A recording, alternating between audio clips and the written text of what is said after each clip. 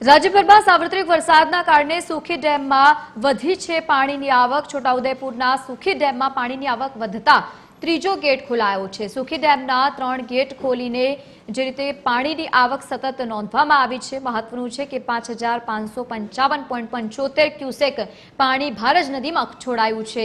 ભારજ નદીમાં પાણી છોડાતા પંથકના 20 જેટલા ગામોને સાવચેત રહેવા માટે સૂચના પણ આપવામાં આવી છે।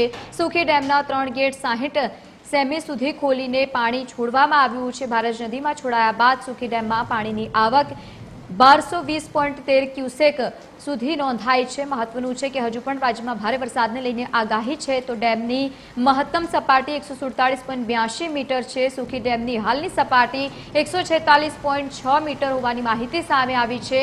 તો બીજી તરફ સુખી ડેમનું આજનું રૂલ લેવલ 145.50 મીટર છે। સુખી ડેમની ભયજનક સપાટી 148.30 મીટર।